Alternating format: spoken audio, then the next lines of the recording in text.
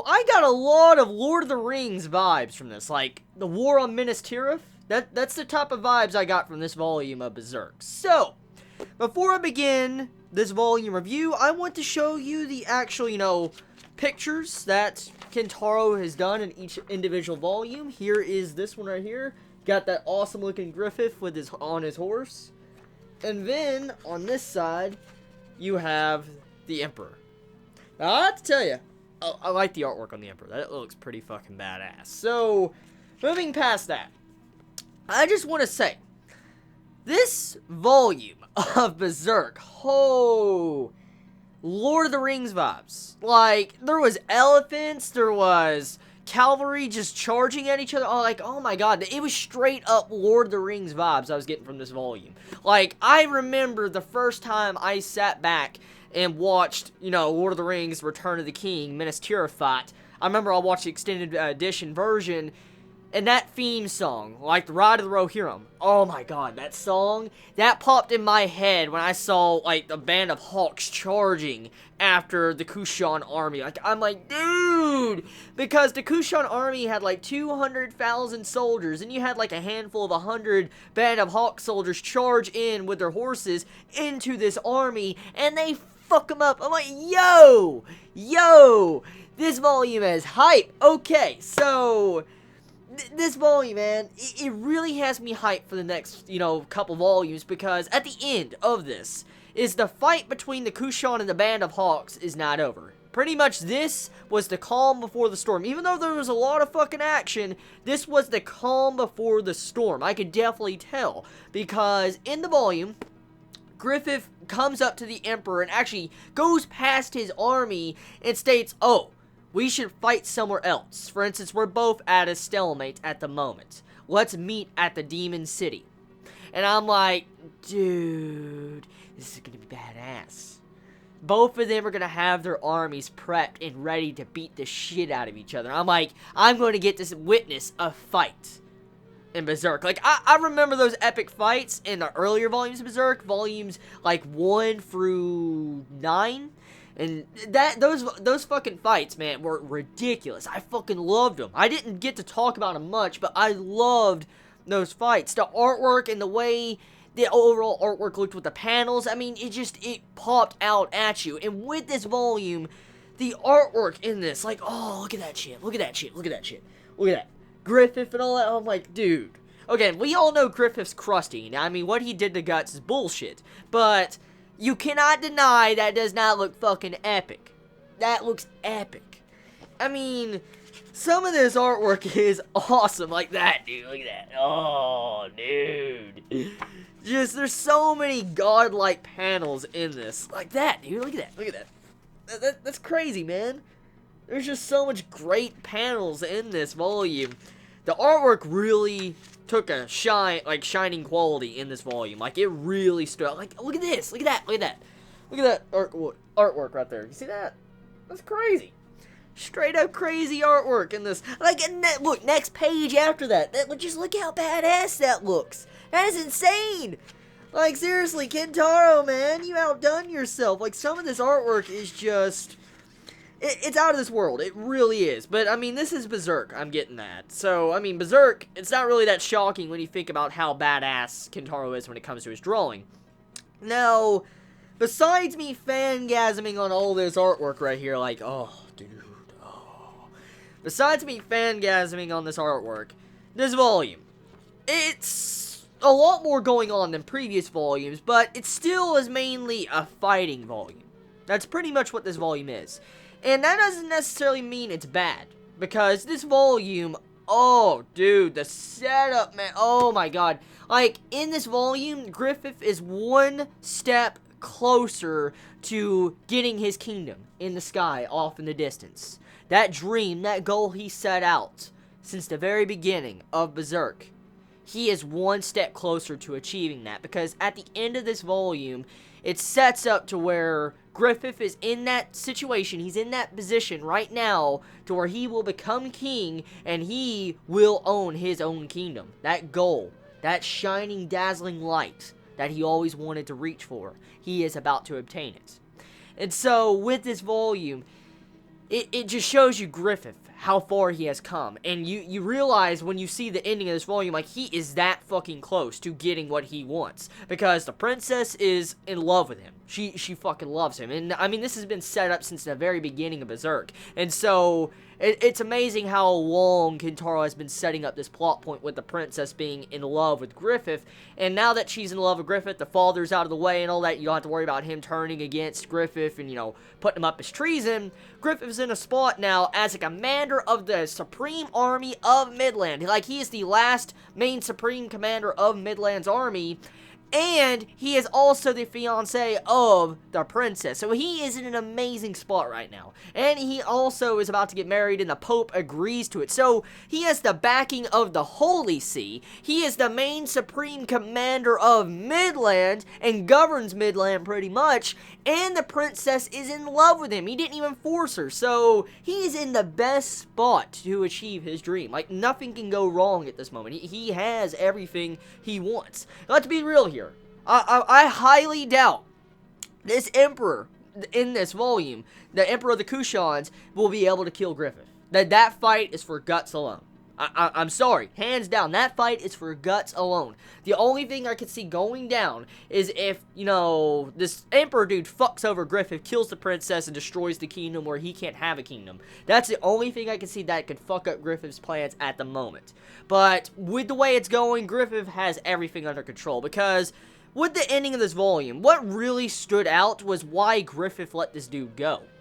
At first, I could not really understand why Griffith would do this. Like, he said, even if they tried to capture, you know, the Emperor, the Kushan Emperor, he would get away because he could turn his body into mist. But I was thinking, like, Griffith stated that no normal means could affect him.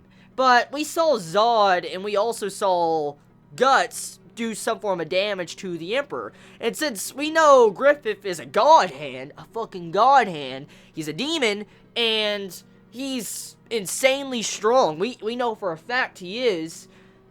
There is no way in fuck I'm taking he cannot reach him with normal means. For instance, like, Griffith could kill the Emperor at that moment. I know for a fact Griffith could have. There's no way I'm here listening to anything else. There is no way Griffith could not take him down. If he could summon wind to knock away all the mist off the Emperor, no. Griffith let him go. Why? That is the thing I want to know right now. Like, why would Griffith let the Emperor go? Yes, he wants a fair fight, supposedly, from what I'm understanding, but why? Why would Griffith want to wait for the inevitable? For instance, Griffith's going to win no matter what, and he wants his kingdom as fast as he can, so why would he wait? That is my question. Why would Griffith wait to bring down the Emperor in this volume? I'm just like, why would he do that? So, besides the overall little war section going on, and the backing of the Pope to the princess being in love, and all that little setup going on at the end, pretty much this entire volume focuses on Griffith's standpoint. For instance, what's going on between the Kushans versus the Band of Hawks. That's exactly what this volume is. You don't even get to see Guts until, like, the ending of the volume, and even then, he doesn't even have really any dialogue in this volume at all. And besides the beginning. Like, he has dialogue with Zod, but after that, you go into the ending with how he's on a boat and he's traveling. And so there was barely any Guts in his company in this volume. It was mainly Griffith and the Band of Hawks orientated volume. And that's not bad, because we needed to change the perspective to actually get this war on the roll. So, let's get on to the beginning part of this volume, which was quite shocking. I did not expect that, because I expected a fight between Zod and Guts once again. I expected that type of fight, but no. We did not get that fight. We actually had Guts and Zod work together. And I'm like, whoa. Like, that, out of all things I never expected. I never expected Zod and Guts to work together to bring down, or at the very least, damage the Emperor. I'm like, yo, dude, that's just too badass, man. Like, getting to see Best Boy on the demon side, besides the Skeleton Knight, you know, cutting out the Skeleton Knight, besides Best Boy Zod and Best Boy on humans, Guts, just seeing these two work together, I'm like, yeah, dude, this is too fucking badass, man. Like, they are too badass. I mean, when you see Guts riding on Zod and all that, he has his Dragon Slayer sword stabbing into the Emperor, I'm like, oh, Oh, like, it's just, oh, man. Fangasm, man. Fangasm. When I saw that in this volume, I was like, fangasm. So, Kentaro, man, you did a beast-ass volume. I'm saying right now. You gave me a Zod and Guts working together to bring down the Emperor or damage him. And then you give me Griffith poning the army like Lord of the Rings style. And you give me elephants and all sorts of shit. I'm like, yo. And then you give me the setup with Griffith getting closer to his dream. Like, this is a damn good volume. Like, oh, seriously. It's just, oh, dude, the quality of Berserk. So, anyways, back on topic. The volume. One thing I want to discuss is the prophecy. So, Griffith's medium actually prophesies to Zod that he must work together with his enemy that cut his flesh. And he had a decision to make. For instance, you could either A, fight against him, and also Guts technically would have to make the decision too, or you could work together to fight a common enemy. And so we had a prophecy set this up, and I'm trying to wonder the overall angle of this. Like, why would the medium give Zod a prophecy? I mean, I understand the reasons why, but it felt like that was just out there. Like, wouldn't it have been kind of obvious for Zod and Guts to kind of work together to bring down, you know, the Emperor? So I'm just trying to wonder, was that overall beginning part trying to set up for the future of Berserk? Maybe she might prophesy something. That's what I'm thinking. But other things going on in this volume. Now, the thing I want to talk about the most is Zod. In the volume, you gotta love how commendable Zod is after the fight between the Emperor, Zod and Guts working together against the Emperor. Zod actually protects Guts. While Guts is on the ground, Zod actually protects Guts from one of the demon soldiers. Like, the demon soldier comes around Zod and's like, oh, dude, that's the one of the sacrifices. Let's eat him. That's how the dude acted. And Zod squished this dude's face in. Like, oh, he squishes this dude's face in. And he's like, no, we're not here to indulge in our, cravings. We're here to, damage the Emperor and set up for the Band of Hawks to arrive. And so, you gotta love how Zod kind of protected Guts in the very end. Because one day this fight is going to happen. We're going to have a Zod versus Guts fight. This is definitely going to happen.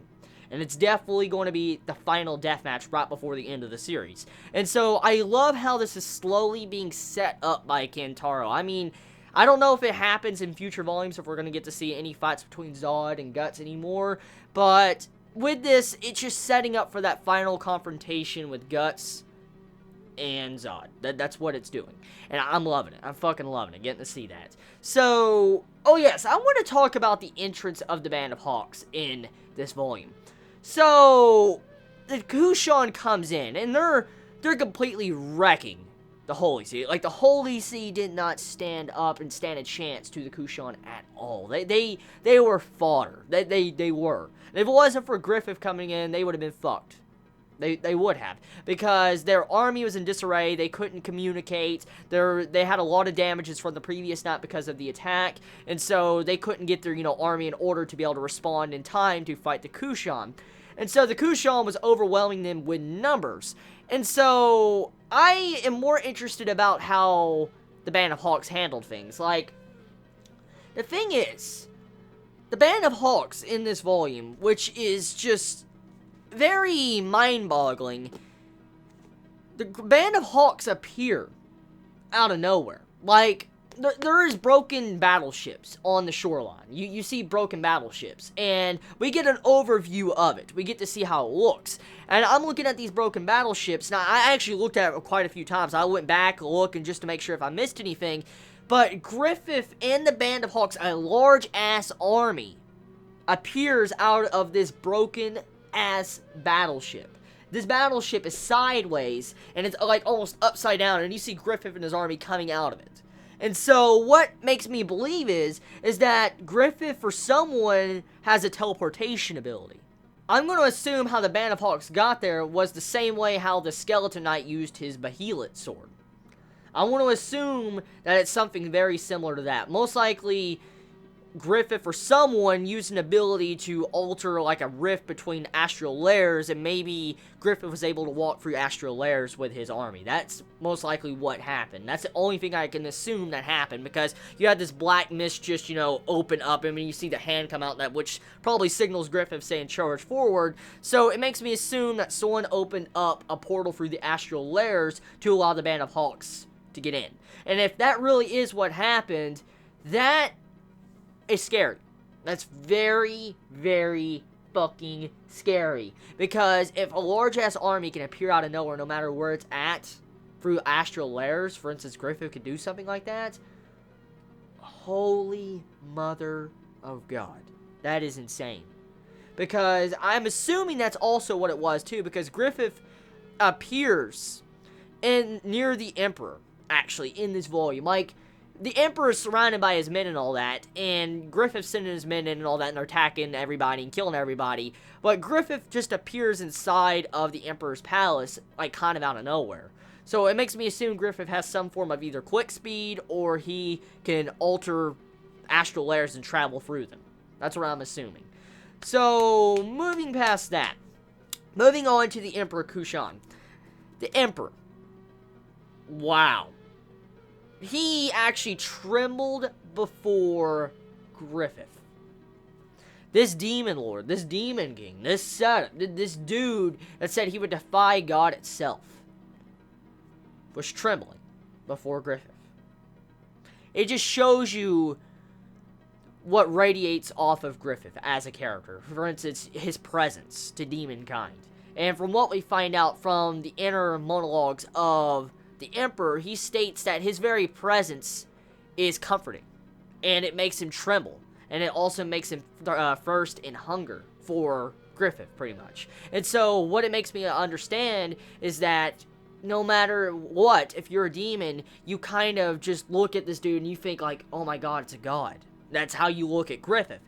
And so, even the Emperor himself trembled before Griffith, without Griffith even laying a hand on him. And the funny thing is in this volume, with the setup, Griffith was going to put his hand on the Emperor. And as he was reaching for the Emperor's like, don't, stop. And he went into the mist and all that, and he didn't want Griffith to touch him, because he said if Griffith would have touched him, he would have had something taken away from him. And he's like, I am the one that take things. I am the Demon Lord. He's like, I want to have things taken from me. So, if Griffith would have touched the Emperor most likely would have lost. Like, he would have succumbed to Griffith and his almighty radiance of power and his aura. So, that just shows you how strong Griffith is. It's out of this world. It really is.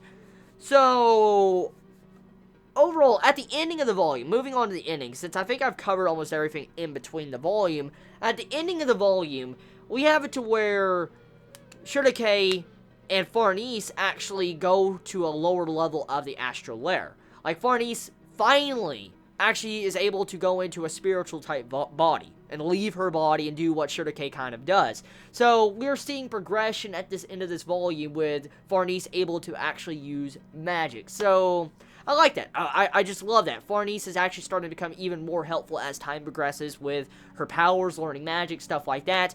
And it makes me wonder a lot of things, too. Is Farnese learning magic set up for maybe Shurike dying in the future? Because at the moment, Shurike is the only one that could actually help Guts if he's in a berserker state. It makes me believe that maybe Farnese learning this magic might make it to where Shurike loses her usefulness, and it makes it to where she most likely could die, because Kintaro will see that. Well, we'll have to see. That's pretty much this volume of Berserk. It was a rather simple volume. So, tell me your thoughts in the comments below. I love you all so much. You have a wonderful day or night wherever you live. Please be safe. Chibi out.